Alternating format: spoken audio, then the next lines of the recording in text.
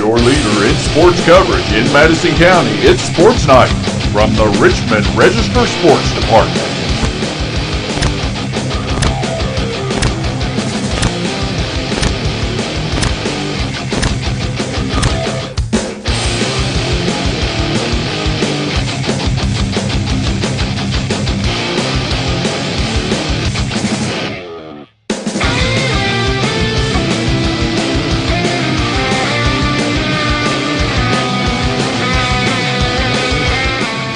Find out the latest Madison County sports information from Richmond Register sports editor Nathan Hutchison, coming up next. Madison County Sports Night is brought to you by Total Comfort Heating and Air Conditioning. Let Total Comfort keep you cool or warm this winter. Call for service or for a free replacement quote. Wynn's Auto Detailing Service. Adams Buick GMC. Sid says sell 'em. Snappy Tomato Pizza. Pizza. Metronet Fiber. And KYmedia.net. Does your business or organization want to sponsor Madison County Sports Night on the Richmond Register Sports channels? Hit us up on social media. Abundant Hope Naturals, the official fruit smoothie for Sports Night. Come recharge with a delicious fruit smoothie full of protein and your choice of supplements.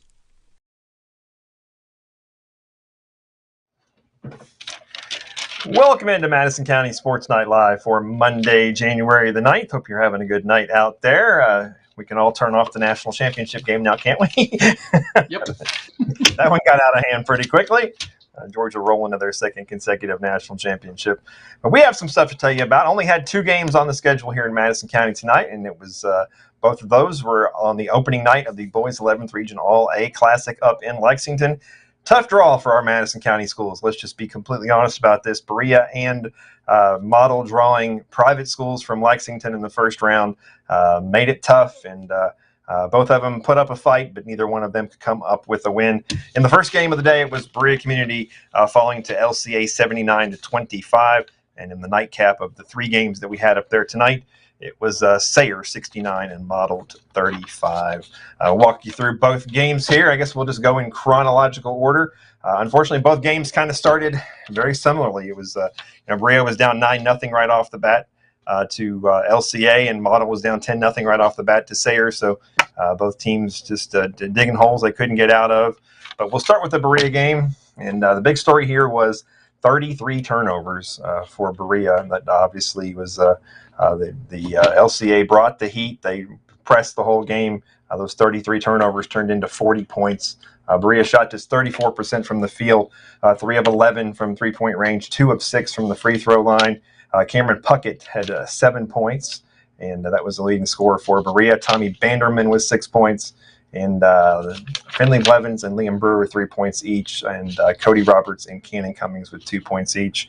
It was 57-20 at the half after it had been 36-12 after the first quarter. They had the clock running there in the first half. Berea scored just 5 points in the second half, 3 points in the third, 2 points in the fourth. But the stats, I can go on and on about the stats, but the LCA 42 points in the paint. The largest lead was 56 points in this one. So LCA is probably one of the better teams in the 11th region all around, not just all A schools. So they move on to the semifinals, and Berea moves to 6-12 on the season. They'll be back in action Friday at Adair County.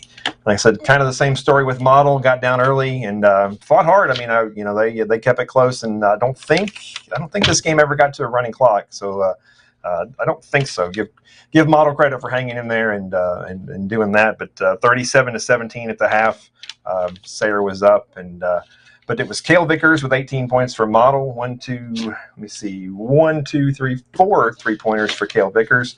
And let's see who else here kind of dropped off after that. 5 points for Dylan Crockett. Leighton Coleman with 4 points. Jude Vickers, 3 points. Keshaw Bondari, 2 points. Parker Noblet with 2 points. And Riley Millette with 1 point. 6 of 12 from the free throw line. So they hit the 5 3-pointers. Like I said, Cale hit 4, and his brother Jude hit 1. So fifth straight loss for Model. They fall to 5-9 on the season, and the schedule says they're not back in action until January the 19th at home against Lee County. But a lot of times when these small schools go out early in their regional tournaments, they will pick up a game. So we'll definitely, Coach Morgerson will probably pick up a game somewhere.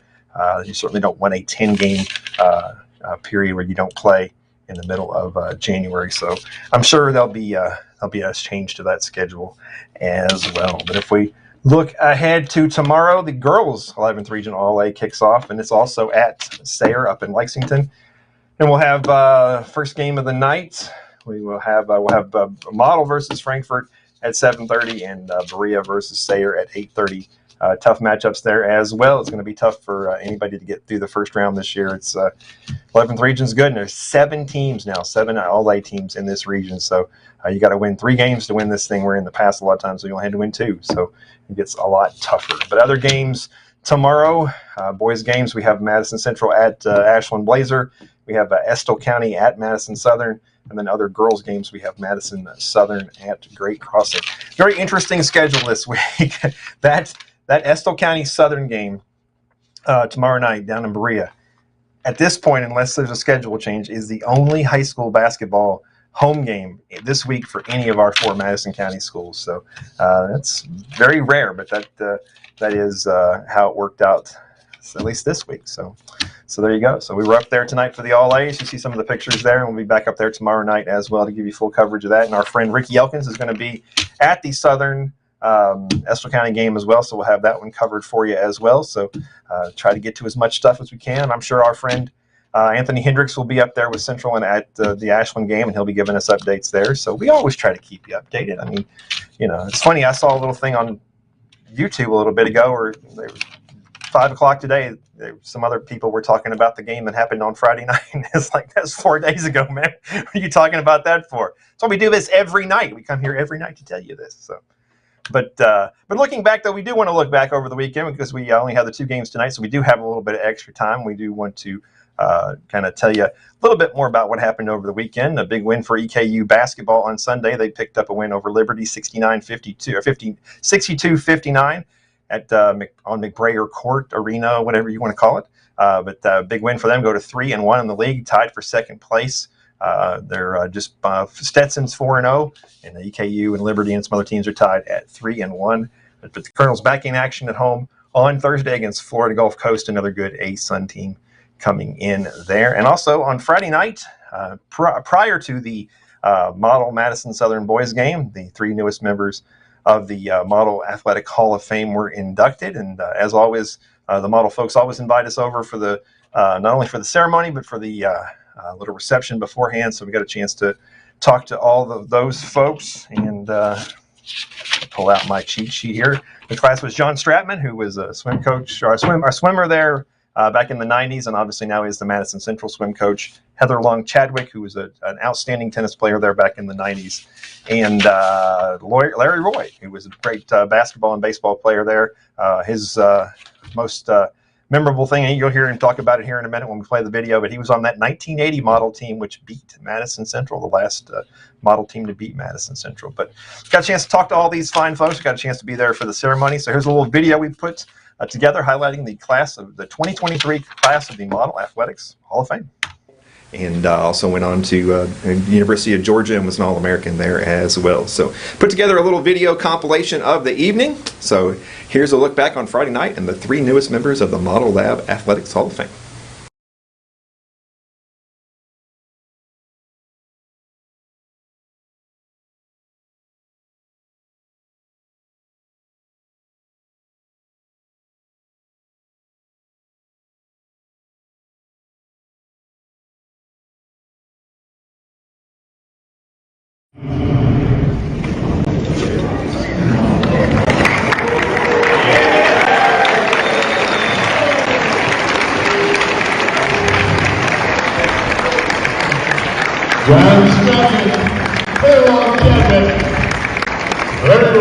Growing up as a swimmer at Arlington and then also at Model, I went to school here from preschool through 12th grade, where my dad taught on campus in construction technology. And it just seemed like a perfect school. I mean, we had small class sizes, and the school was awesome. I went here all the way until I graduated.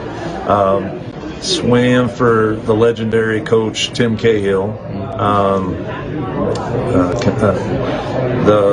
The best coach ever, in my opinion, and I think many would say the same thing. Taught you a lot of life lessons, and hard work, determination, helps out a lot.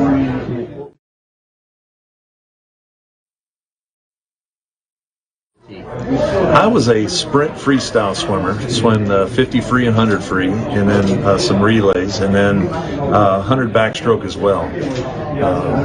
And then Coach Cahill asked me to be a 50 and 100 primarily towards my end of my career, and it all worked out.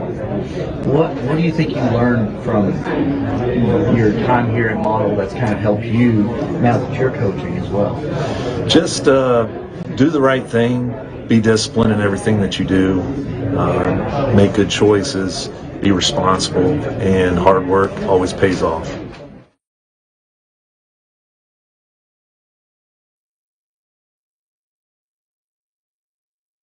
I started school here in nursery school, so I went to Model for 14 years, and I played all sports. I lived close by, played in the neighborhoods, and then carried on with my friends here at Model. I started playing golf in middle school. I played basketball and baseball in middle school as well. Also played golf when I was in 8th grade, and then I had to make a decision on whether I was going to play golf or baseball. So I decided on baseball because I figured I could play golf the rest of my life. So Kevin Brown and I were playing on the middle school team in 8th grade, and Coach Kearns was the baseball coach, and they needed some players. So he called us up when we were about halfway through the 8th grade year to the varsity. And so I ended up playing, 4.5 years of baseball, and then played basketball in middle school, JV team as freshman, and then started on the varsity for my last 3 years. Graduated in 1980, and I'm being inducted for mainly basketball, I think. One of our bigger accomplishments, and I think it's the last time we ever accomplished this at Model, is in 1980 we drew Madison Central in the 44th District Tournament up at Alumni Coliseum. And we had a tremendous team in 1980, my senior year, and we were able to defeat Madison Central 82-77 in 1980, and it's a really small school. They were a major power in a big school in the 11th region, 44th district, and I think, to my recollection, I've been told that's the last time small Model was able to accomplish that. So we're real proud of that, sort of our claim to fame. Wow. A bunch of other guys' faces lit up when Coach Kearns walked in. Let's talk about how much it means for him to be here tonight. I'm so glad you asked, because Coach Kearns is, if you ask me who had the greatest influence, in my life, he is definitely, at the top of the list, along with my father, as far as men. He's like a father figure, but most importantly, it's just the example that he set. He came to school here when this building was established back in 1962, and he coached till 1989. And just the example that he had on just living his life. I went to church with Coach Kearns. I saw how he carried himself. He was a basketball coach and baseball coach, and I spent a lot of time with him, and I sometimes probably got out of line, and the team didn't do well sometimes, but I never heard him say a curse word. He was always respectful, kind, and since that time, we've maintained our relationship. As a matter of fact, back 12 or 15 years ago, we knew that the gym was the Shirley Kearns Gymnasium, but there wasn't a plaque on the wall. So about 60 basketball players who had obviously loved Coach Kearns got together, and we had a nice dinner in his honor and established a plaque that you now see on the inside of the gymnasium. We put that there, and that's just for respect that all his players have for him as a coach, a great coach, but also more importantly just as a man who really. He was was a fortunate student at Model. I started in pre-K at 4 years old and went all the way to 1993, senior year I graduated, and I started playing tennis for Model, a varsity tennis player in 5th grade. And I played every single year, and played for Coach Don Greenwell, and was very successful, and won some regional titles, and went to state every year.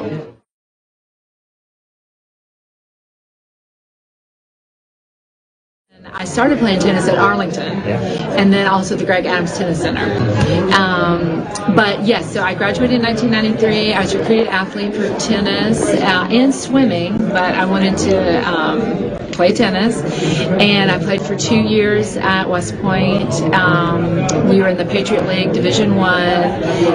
I won the Patriot League 2 years in a row, and then I decided the Army wasn't for me. And if you go to the first day of your junior year classes, you're committed to West Point and to the Army. And so I thought, well, I'm going to try something else, and I transferred back to Eastern Kentucky University and graduated in 1998 from Eastern. But I played for Coach Higgins, legendary Coach Higgins, and I was back playing in the Greg Adams Tennis Center and at Martin Hall tennis courts. I can't say enough great things about it. It's such a unique place. Every student gets such a great education. It's tailored to them. The teachers are great. The faculty is great. The staff is great.